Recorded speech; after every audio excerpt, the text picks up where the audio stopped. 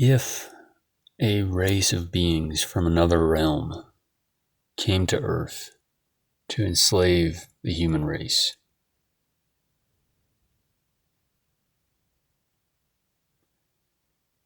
and if they were largely successful, would this world look any different from the way it does today?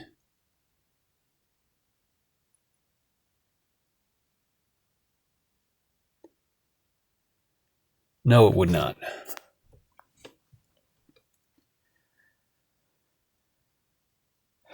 There are moments of clarity where it becomes very obvious to me that there is a war going on for the souls of humanity. I don't know if everyone has a soul. If everyone was born with one, they certainly don't all have one now. They've either sold it, or it's been taken from them, or it's been so destroyed, so degraded as to basically not exist at all.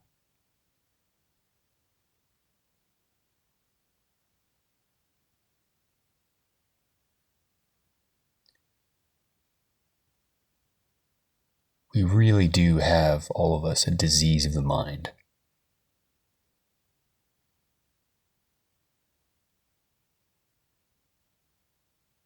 And it's not often that I have total clarity on this, but right now it's just obvious.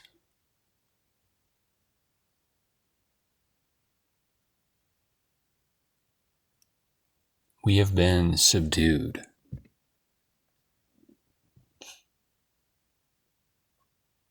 Put to sleep. And it really is as bad as The Matrix, where everyone really is asleep. And I don't know what the motive is. I don't know why it is that way. But people have been sold, really, a disease of the mind that has made them feel empty, lost, and every day they're just going through the motions.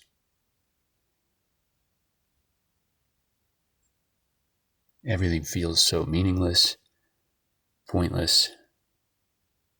You're just looking for the next little dose of something to ease the pain or to take the edge off of life. Some people go with booze, some people use drugs, most people use food or entertainment or some form of pleasure or comfort to distract themselves from their dissatisfaction with life. Some people will even get a diagnosis as if their dissatisfaction with life is some sort of mental disorder rather than what it actually is, which is the natural human response to the disorder that they have. If you feel empty or depressed or anxious, those are very natural, normal, justifiable reactions to the assault on the human spirit that everyone is experiencing on a daily basis.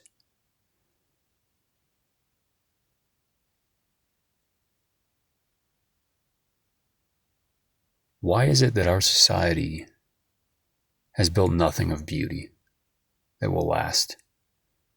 Nothing of magnitude?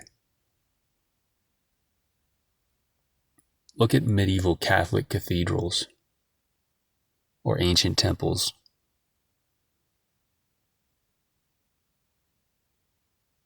Our culture has made none of that today.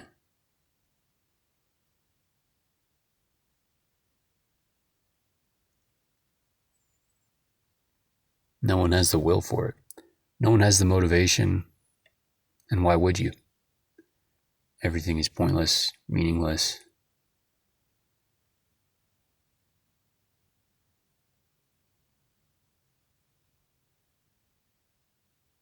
I believe the reason why everyone feels that way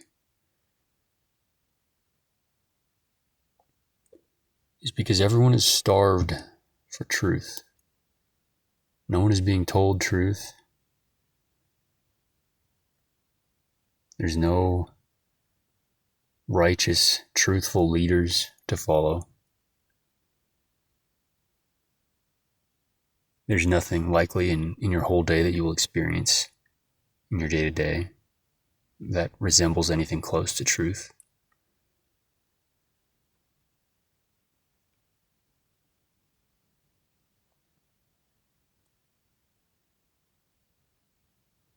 I have seen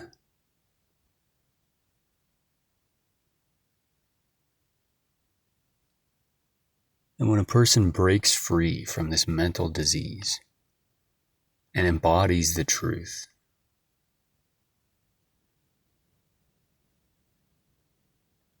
becomes themselves again. It is like being born again. And it's obvious to me that is, I'm sure, exactly where the Christians got that term from.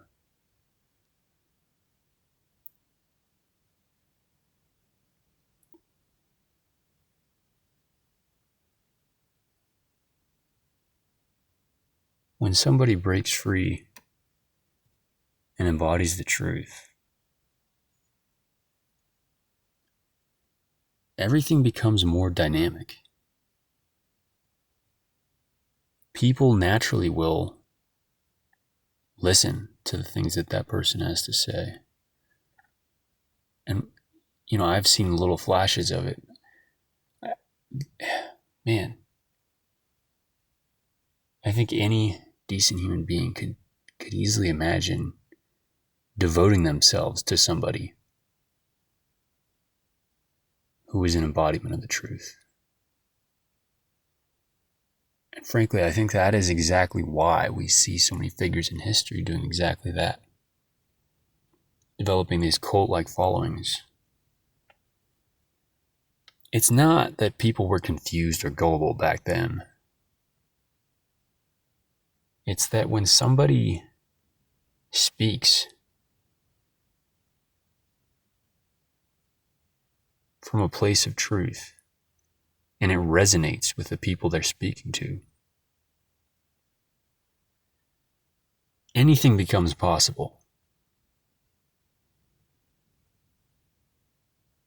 The people hearing that, it will animate them. It is like zombies. It is like they were dead. And that brings them back to life. Really, everyone is dead. That is the state of the world.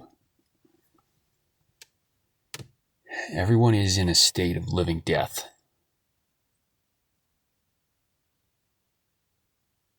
Death, the way that I'm using that term here, death is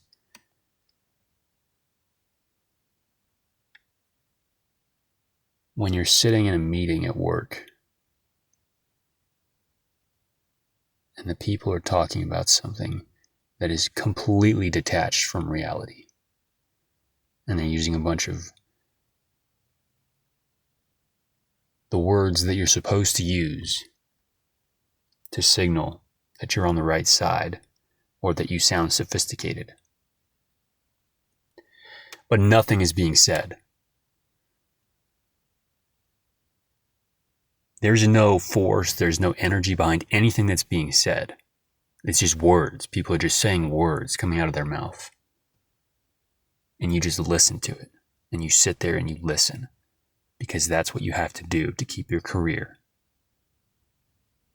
You just go along with it. That's death.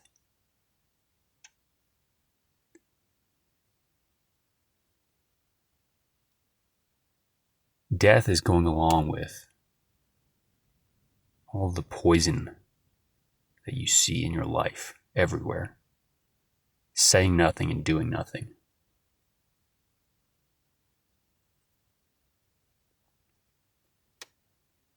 And then you go home and you wonder why you're depressed. Because those are the moments where you sell your soul. When you didn't say anything. When you didn't get up and walk out.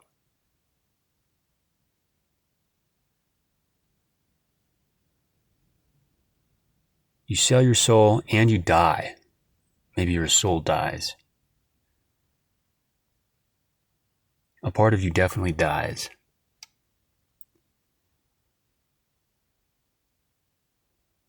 But not the part of you that needs to die. It